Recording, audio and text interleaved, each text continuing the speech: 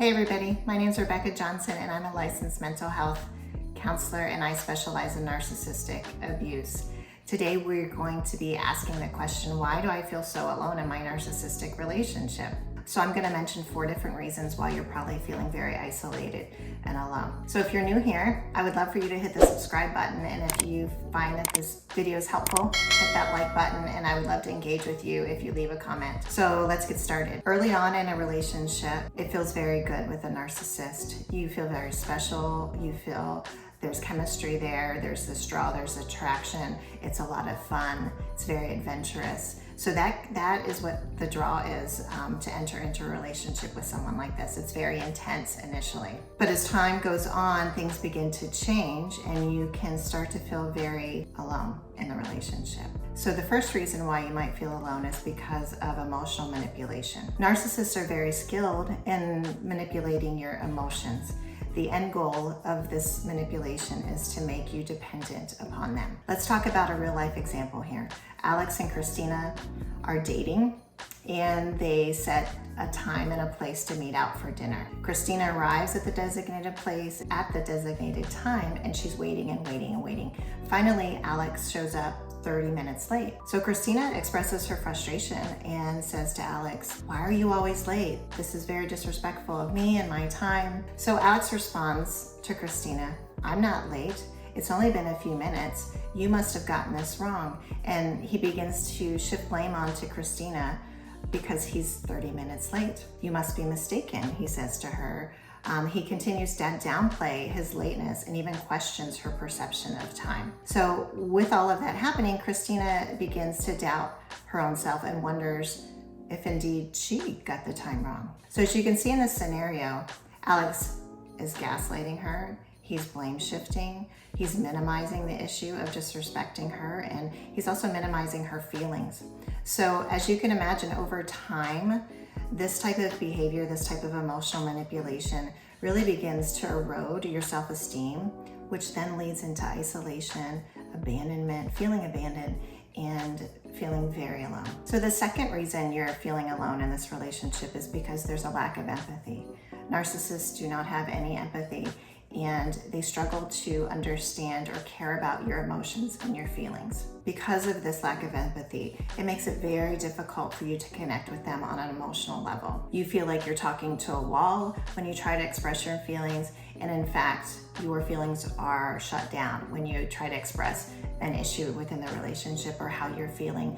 That is met with quite a bit of resistance. And because your feelings and emotions have been shut down, you do feel very alone. You do feel very abandoned and emotionally neglected. The third reason that you feel alone within this relationship is because there's a constant need on the narcissist's part for validation. They have an insatiable need for validation and admiration. They require and demand constant attention and praise. When the focus is solely on them, your needs go unmet and you don't feel supported. You must constantly show up and meet their need for affirmation, and you need to tell them how great they are, and don't you dare mention any constructive criticism or any issues that you might have. The constant focus on their own needs leaves very little room for your thoughts and your feelings. You begin to feel like you're just an accessory in this relationship. So the fourth reason you're feeling alone in this relationship is because you have been isolated from your friends and family, those people that are most important to you. So an example of this could be that you've been in a relationship for a few years, and at the beginning everything seemed perfect. Also in the beginning there were some red flags, there's some narcissistic traits that showed up. Early on in the relationship, maybe your partner was very charming, as I mentioned before, things were very fun and intense, and you were showered with compliments and praise. But as the relationship moves on and goes to a deeper level, you begin to feel isolated from your friends and family. So this happens in several ways. The first thing is that your friends and family are criticized by the narcissist. There's something wrong with them all the time. Their flaws are being pointed out to you. There also might be things said like, your friends are just using you, your family always needs something from you, making you feel bad about what that relationship looks like. Additionally, your plans with your friends and family may be controlled by the narcissist. So when you attempt to make plans, your partner may say to you, "Oh, but wait a minute, I planned something very special for us to do. You are choosing them over me." So out of guilt and feeling bad about that, you cancel plans with your friends and family, and thus starts this steady pulling away from the people that are important to you.